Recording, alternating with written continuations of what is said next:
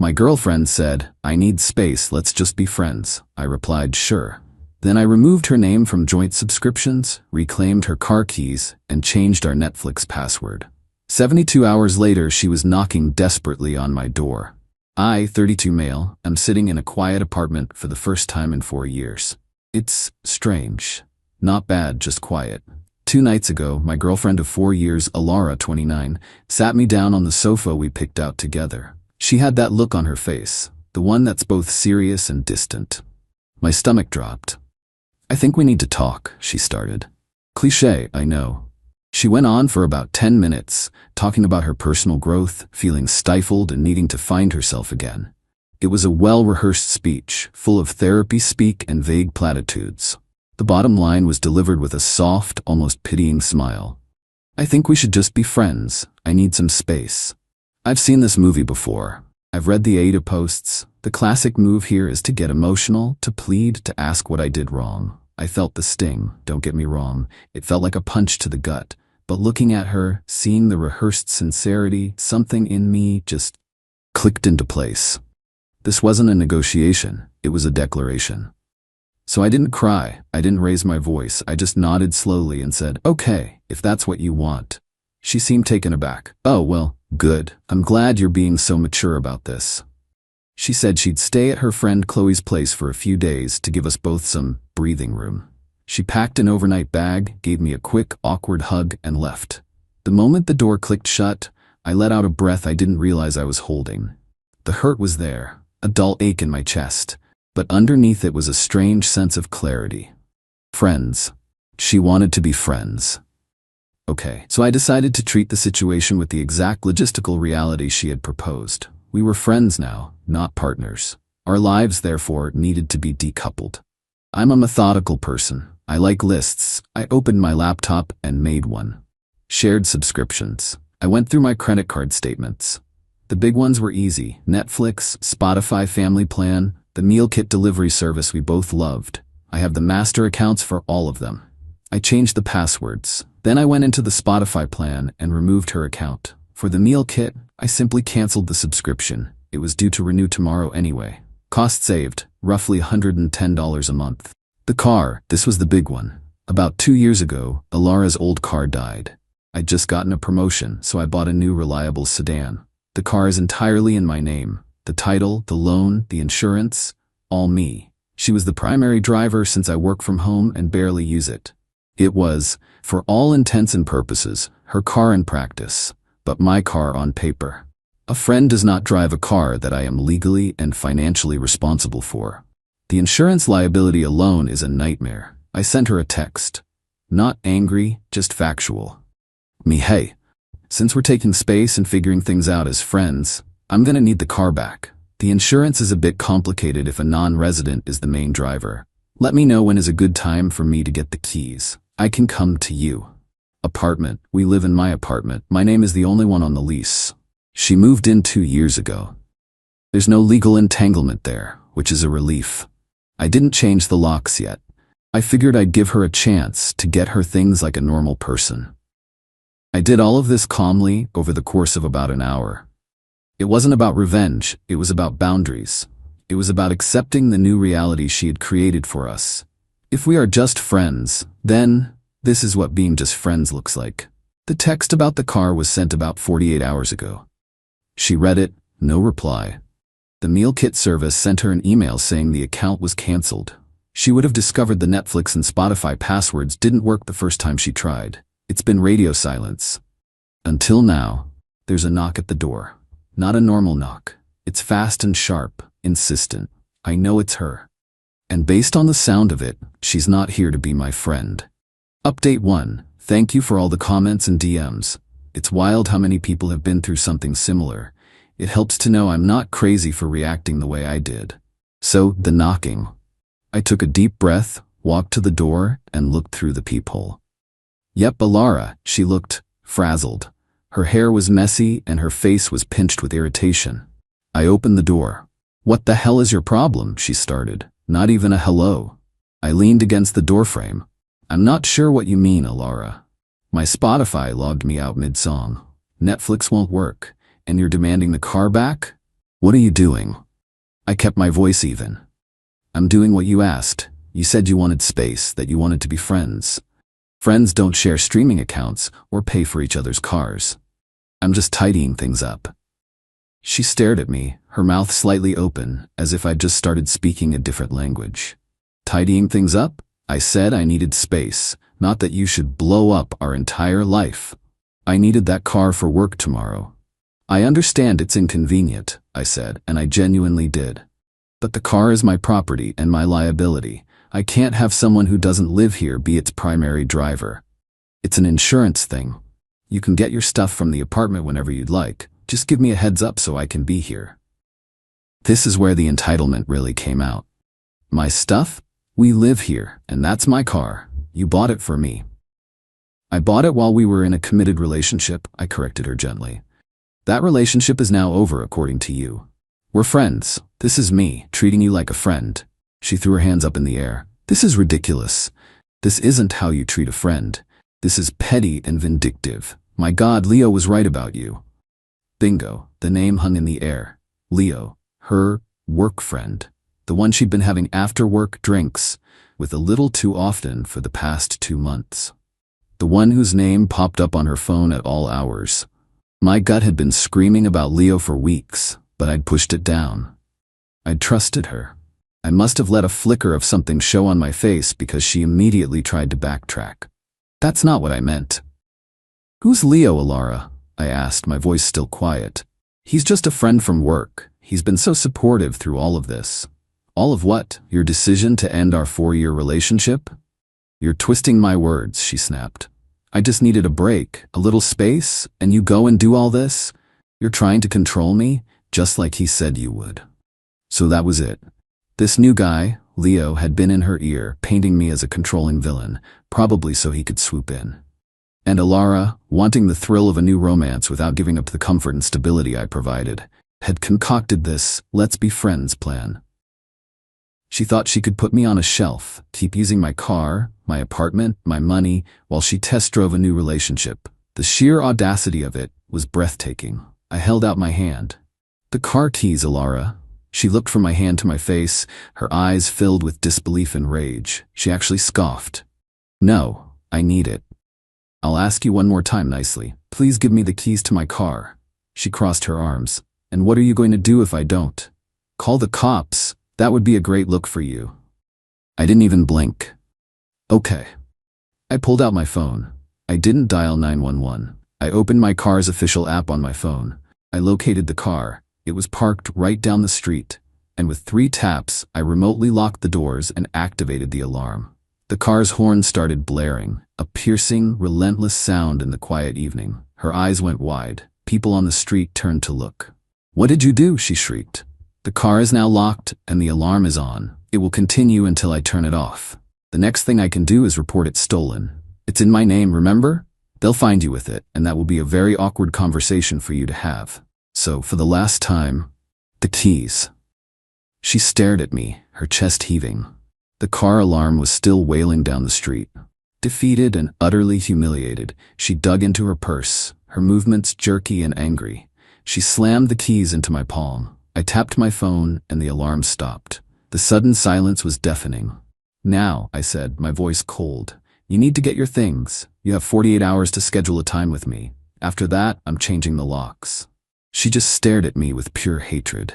Without another word, she turned and stormed off down the sidewalk. I watched her go, then closed the door. My hands were shaking, not from fear, but from adrenaline. This wasn't just a breakup anymore. This was something else entirely.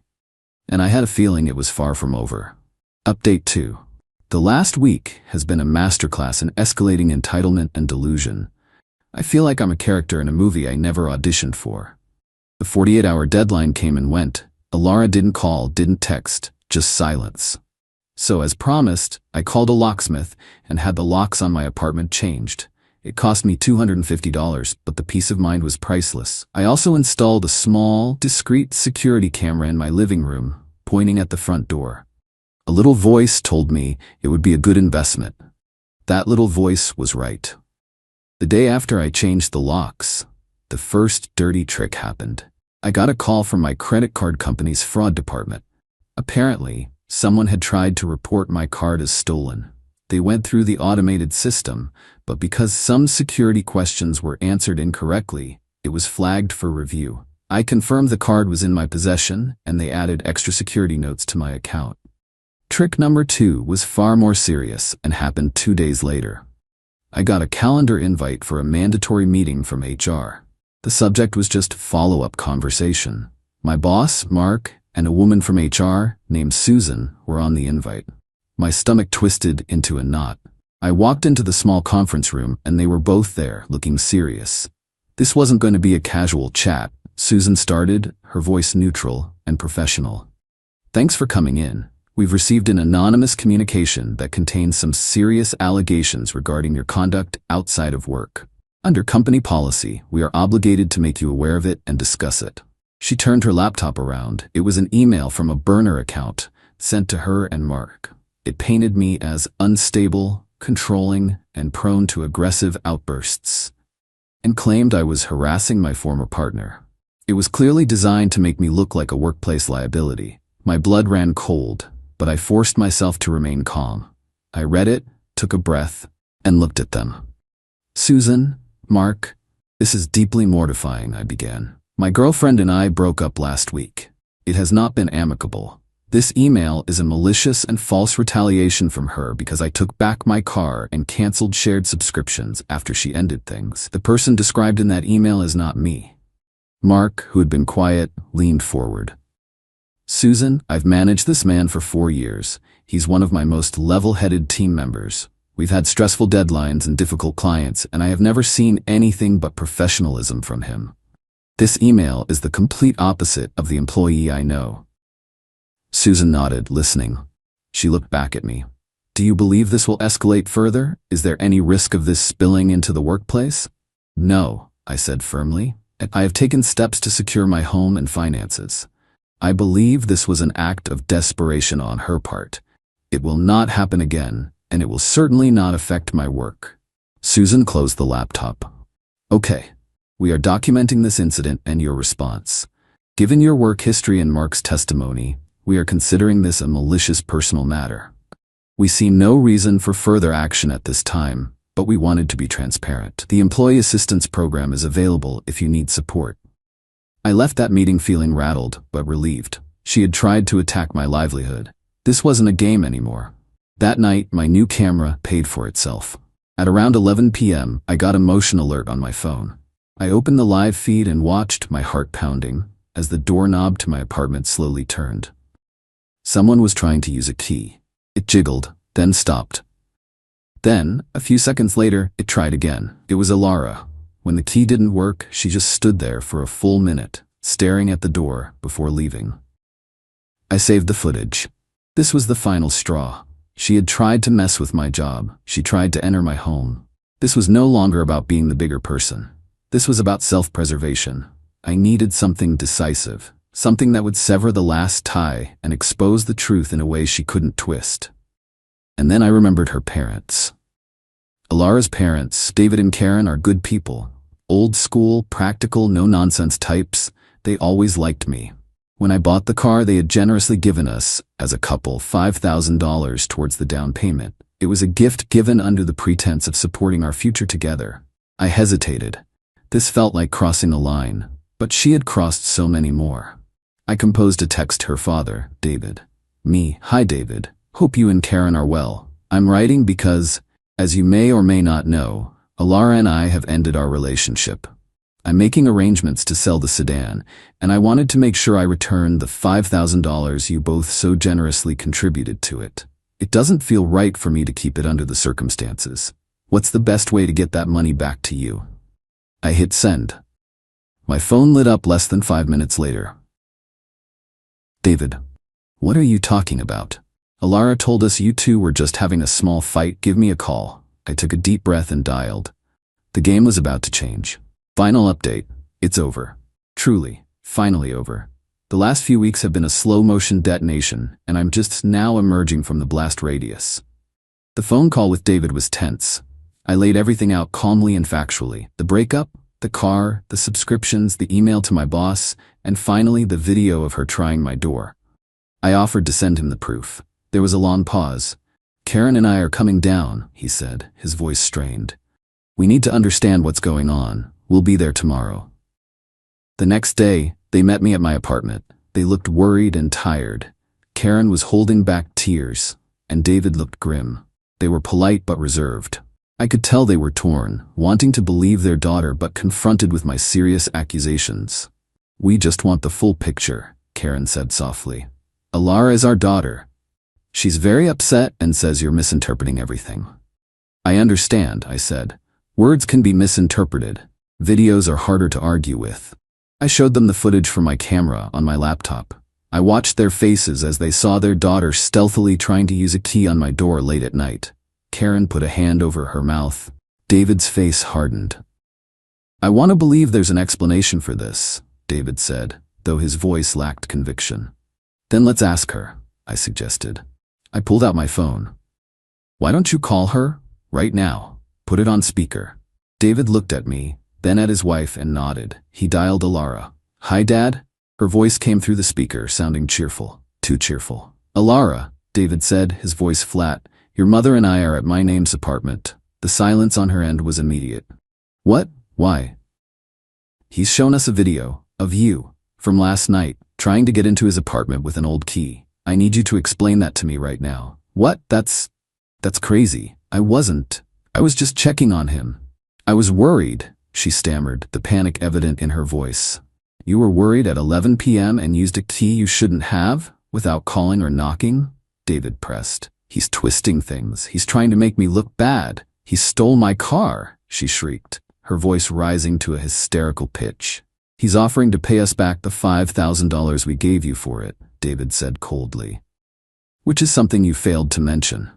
Just like you failed to mention you were dumped, not just in a small fight. What is going on, Alara? Her story completely fell apart live on speakerphone. She started crying, accusing, deflecting. It was a complete train wreck. David finally cut her off. We will talk about this later. Do not move. He hung up the phone and looked at me, his face etched with a mixture of fury and deep embarrassment. I apologize, he said. They summoned Alara to the apartment. When she arrived 20 minutes later and saw them, her face went white. The final confrontation wasn't a shouting match. It was an autopsy.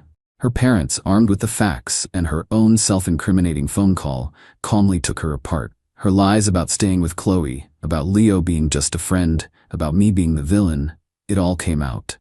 The consequences were quiet and brutal. Her parents told her they were ashamed of her deceit. They demanded she pay them back the $5,000 herself and cut off all other financial support. She was told to arrange removal of her belongings within 48 hours without their help. She was on her own. Alara sat there, hollowed out, the fight completely gone from her. She had built her plan on a foundation of lies, and I had simply knocked out the cornerstone. A professional moving service, which I assume she paid for with a credit card, showed up the next day. She waited in the truck while they quickly and impersonally cleared out her things. The process of selling the car took about 2 weeks. I got a few lowball offers before an online dealership gave me a fair price. They picked it up from my building's parking lot yesterday. The moment the funds cleared, I transferred the $5,000 to David and Karen. David's reply was short. We are deeply sorry for all of this. We wish you the best. I've blocked Alara, Leo, and anyone connected to them. I have no idea what their situation is, and the most freeing feeling in the world is that I genuinely don't care. The quiet in my apartment is no longer strange. It's peace.